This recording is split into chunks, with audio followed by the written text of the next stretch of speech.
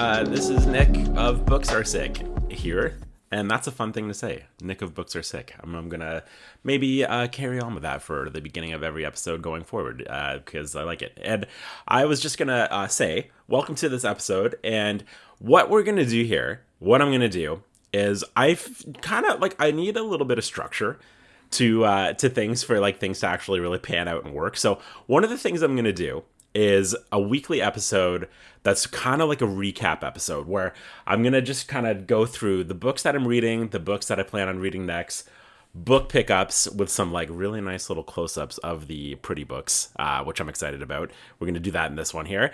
And, you know, things that I watched, just things that happened. And yeah, it's going to just kind of be like a weekly Books Are Sick episode. And this is going to be the first one. And I'm going to do one every week for 2024. I know it's not 2024 yet, but we're starting now.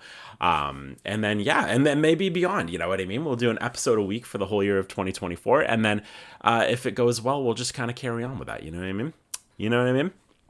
Right off the B, I've not had coffee in about 2 months. I kind of like went off the coffee train because I have like pretty gnarly anxiety, and like and I'm not just saying that like, oh, I have anxiety, like I have like full-blown panic issues that really suck and that I have to be medicated for sometimes. It's not a fun, not the most fun situation, but coffee is a huge trigger for my, you know, panic attacks and stuff like that. So I was like, you know what, we're gonna hold off on the coffee. And I gotta say, it's like super worked. You know what I mean? It sounds like kind of stupid. Like, oh yeah, like it's crazy that coffee, drink that will kind of just stimulate your entire being would it would help your panic issues by not drinking that. So it's it's been a good 2 months. I've actually been feeling great, but I had a coffee today. Out of nowhere. You know, my wife and I were at the bookstore, and it's like sometimes that's the thing I miss the most. You know, I've just been doing teas, which is nice, but walking around the bookstore with a coffee is probably the nicest thing on planet Earth to do. And so I did. So I'm feeling a little like, oh right, yeah, I don't love this feeling. I forgot about this. So I just thought I'd let you know about that, just in case I like have to run off camera and like go into a dark corner. That's why it's coffee's fault. You know, it's not your fault. It's coffee's fault. Okay, so yeah. Oh, you know what? And also too, if you're having panic issues, reach out. I've been doing this for a long time. I'm happy to chat. I got a few things that really work, and have really helped me. So if you need any advice, please do let me know. Always happy to chat. But we're gonna jump right into it here, guys. We're gonna go with. I think we're gonna go with book pickups first because this is what I'm most excited about. You know, I'm a photographer for a living, and so I've got cameras that are, you know, like not the worst. And so I thought it would be a really fun idea to not only kind of show you the books that I got, but I'm going to do some like really fun kind of close-ups so you can get a really kind of nice, just like intimate look at each book. You know what I mean? Because some of these books are quite pretty. The first one, maybe not so much, but we're gonna start with that one because it's on top. Actually, no, we're not. We're gonna start with this one. I'm gonna cover up the symbol. We're going to get this one out of the way. This is The Rise and Fall of the Third Reich. This is the 50th anniversary edition of this book. Now, this book is... I made a TikTok about this, but it's a bit of a tough one to just walk around with by yourself, especially when it's the only book that you currently have in your arms, which it was for me because there's a big, you know, there's a big symbol on the front of here that's a little awkward. So this was the first one, and I'm really actually quite excited to read this. This is, you know, World War II, very immersive, very kind of like everything that you could possibly want to know about World War II and the rise and fall of Germany and all that is in this book. It is 57 hours long. The audiobook for this is 57 hours long. So this will, I think, you know, if and when I read this, which I'm planning on reading this soon, will be the longest book I've ever read. So it's probably going to be quite dense at parts, but World War II history, I just find super, super fascinating. It's one of those topics I just cannot read enough about. It's just like crazy that happened. You know what I mean? And just kind of trying to understand how and why and and all the ins and outs of it is super fascinating to me. So that's the first one I got, The Rise and Fall of the Third Reich. It's been on the list for a bit, and I finally have it, and there it is. no real sense in doing a close-up of that one. It's not like, it's not like one of the pretty books. This one I think we will, though. This one, I can't remember if I shared this one in a previous episode or not. I've only done 4, so I should probably be able to remember that, but I don't. However, it is a first edition of Jurassic Park by Michael Crichton.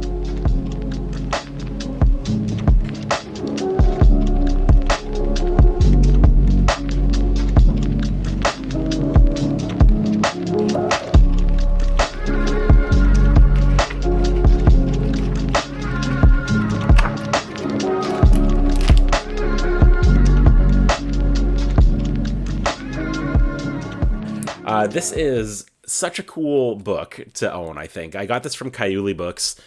He's a rare book dealer. He's a really cool guy. And I have heard that, I saw him post this and I was like, you know what?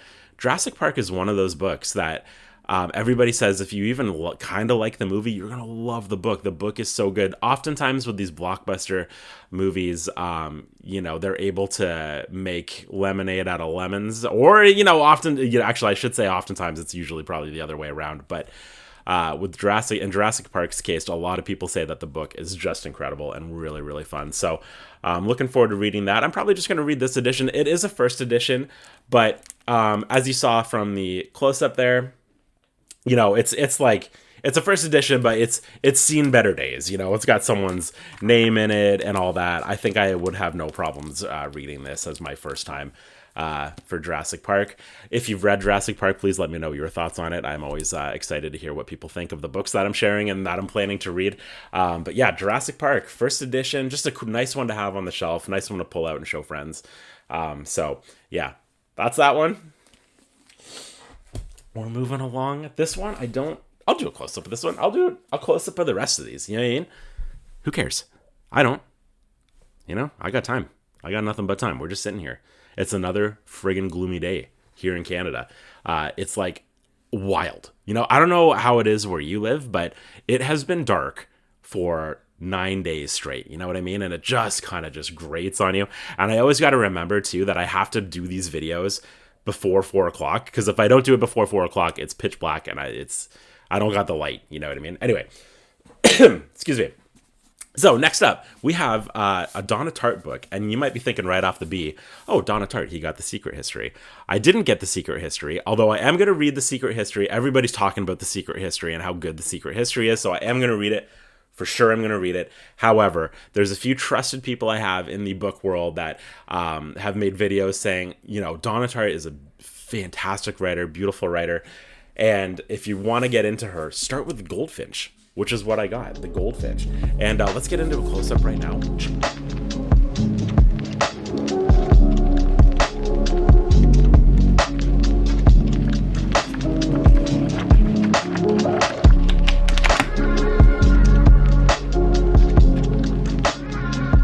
So yeah, this is the Goldfinch, and it's just, I'm gonna read the back to you because I read this and I was like, this sounds right up my alley. Theo Decker, a 13-year-old New Yorker, miraculously survives an accident that kills his mother. Abandoned by his father, Theo is taken in by a wealthy Park Avenue family. He is bewildered by his strange new home and tormented by his longing for his mother. He is bewildered by his strange new home and tormented by his longing for his mother, clings to one thing that reminds him of her, a small, mysteriously captivating painting that has come into his possession. Right off the bat, I'm like, what? Okay, I just need to, I know I'm going to like this. I know I'm going to like this book. So it's The Goldfinch by Donna Tartt. I can't personally say that it's better than The Secret History, but a lot of people that I again have said that this one is the one, and they're not hating on The Secret History. They all quite love The Secret History as well, but kind of just one of those things, if you're gonna get into Donna Tartt, why not start with this one? So very, very excited to give this a go. And yeah, I'm tempted to say that this is going to be after The Stand, because this one's just really pulling me in for some reason. I really just want to get into it now, but we'll see. I haven't made any decisions for January yet. I have no TBR because again, I got to get through The Stand first. But Goldfinch is up there for sure. Okay. And next, I know you guys can kind of see here, but maybe there's still some mystery. This one has a string. Isn't that nice? Kind of love when they have built-in bookmarks. You know what I mean? Because I'm like a page. I'm a dog earer. You know, I'll dog ear like the nicest book I have. I'm really bad for that. So, yeah, that's that. I still have a bit of a cough, by the way. I'm sorry.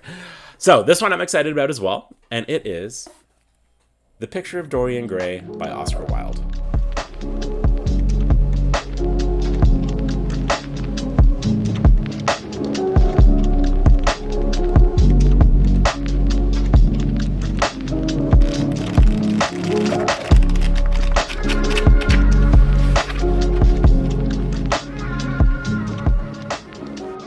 So this is the Penguin Classics edition. I love these editions so much. They're so simple but so beautiful. I love how they feel in your hand. I love the kind of rough matte cover of it and the designs that they have. You know, it's kind of one of those sets where if you had like 10, 20, 30 different copies of different books from the Penguin Classics edition, they would look so gorgeous on your shelf, because they're all kind of, you know, conducive to one another. And yeah, beautiful. I love that. I don't know what this is about. But I had some money to burn and I saw it there and I was like, you know what, I'm going to get that because I know a lot of people personally who have read this book kind of blindly that had no expectations of what it was going to be about or if they'd like it, but ended up loving it. We're just really, the amount of people I know that were said exactly this, that they were surprised by how much they like it, has really turned me on to wanting to read it. And I hope I feel the same way. Again, I have not a clue what this is about. I've never read Oscar Wilde. You know, I've never even really quite heard of this. I know this is a popular one, but I never really heard of it growing up or anything like that. However, Picture of Dorian Gray, excited to see what the hype is all about. And this is, I know I just said this for the Goldfinch, but I'm also tempted to read this one next because I think this is the shortest one, and sometimes it is really nice to treat yourself with a short book after a long book. It's kind of like a reward, you know what I mean? So that's possible. That's a possibility. My wife read this in one sitting. She really loved this one. She was one of the people that was like, I can't believe how much I like that. She picked it up, sat on the couch, and read it in one sitting. So I think that bodes. I feel like that bodes well for how much I'm going to enjoy it because everything that she likes, I have so far quite enjoyed. So that's been nice. Okay, this is going to be one of the really nice ones. So I'm excited to share this one with you guys. This is Jane Eyre by Charlotte Bronte.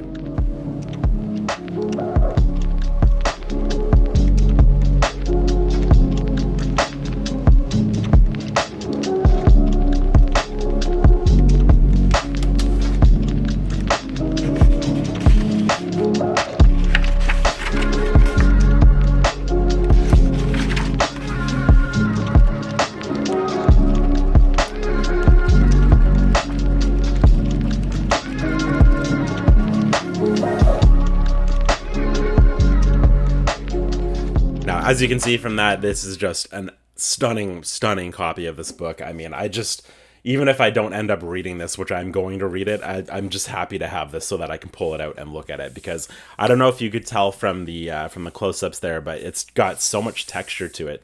You know, it really actually just feels like a painting on top of looking like one. And it's gorgeous. I love the colors. I love everything about this. And they have a few different painted editions that are exactly like this. They have got one for, I believe, Pride and Prejudice, you know, maybe Persuasion, and a few other books as well. So look up the painted edition of Jane Eyre, and it'll probably lead you to all the other ones that they have. They are absolutely stunning to look at. And Jane Eyre is just one of those classics that I've been meaning to read and have wanted to read for quite some time. It just kind of seems like one of those books you're supposed to read.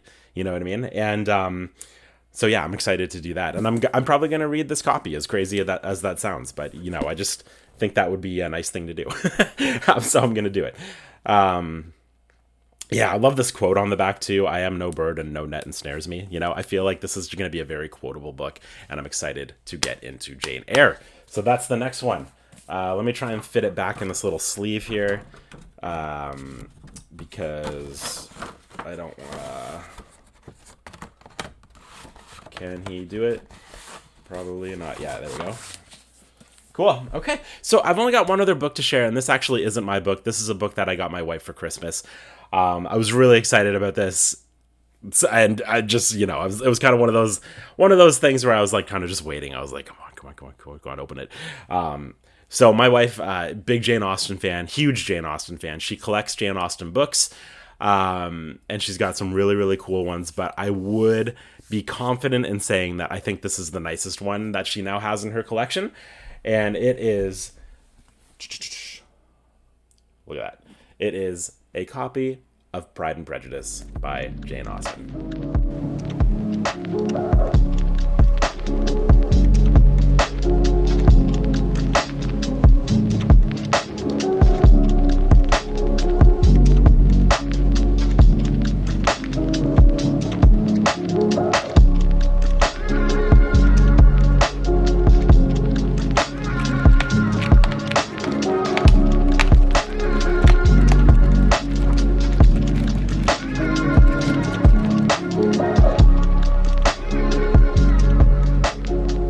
Now, this is a truly, truly beautiful copy. I got this from, again, Kayuli Books, and so thank you so much to him. And it's a 1996, I believe, Easton pressing of Pride and Prejudice, full color. It's got this cool ribbing on the edge here, and just the gold inlays are amazing. I love the JA signature on the front. And it's it's an Easton pressing of Pride and Prejudice from the 90s. It's absolutely stunning. And I was really stoked to give this to her, and she was really stoked to get it. And, it's just one of those books that I don't think is it really intended for reading. It is intended to just kind of pick it up and stare at it. I just wanted to share that one quickly. It's really pretty. So yeah, those are my book pickups for the week. This week's probably going to be a little bit more impressive than most weeks. We're off on Christmas break up here, so got the time, got the funds. It was a good week of book buying, and yeah, I was pretty psyched on all of those. An update on the stand. I'm not nowhere near as far in as I was hoping to be. I kind of forgot how busy the holidays can be, and they can really kind of sidetrack your reading goals, which has happened to me. Our kids are home. You know what I mean? You can get nothing done, basically. I'm about 200 pages in. Absolutely loving it, and that's all I can really say. I'm not going to get too deep into where I'm at with the stand currently because I don't really have enough to say.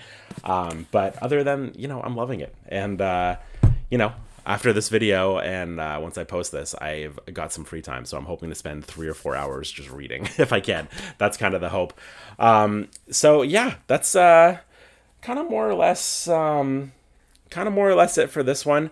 I was going to share some movies that I actually watched. I watched 2 movies this week that were both very interesting. The first one was Saltburn. And I don't know if you've seen Saltburn. It's on Prime, I think, for free. Well, like, for free if you have Prime, you know what I mean? And if you're looking for a very provocative, sort of mysterious, weird, beautifully shot, very oh my god, how do I say, like, very, very much a movie that will have moments in it that will make you squirm. You know what I mean? I was squirming. I don't squirm easily, but I was like, oh, you know what I mean? Quite a few moments of that. I loved Saltburn. I thought Saltburn was incredible. Barry Keoghan is probably one of my favorite actors working right now. I loved him in Killing of a Sacred Deer, the Banshees of Inisherin. Everything I've seen him in, I've really, really enjoyed him, and he absolutely crushes this performance. I would just say, if you're looking for something different, if you're looking for something fun with a great, great ending that had both me and my wife kind of sitting there like that for quite some time, give it a go, man. Saltburn is quite fascinating, and I hope it gets some like Oscar buzz. I think it deserves it. I love these risky kind of different movies, and Saltburn, really, really cool.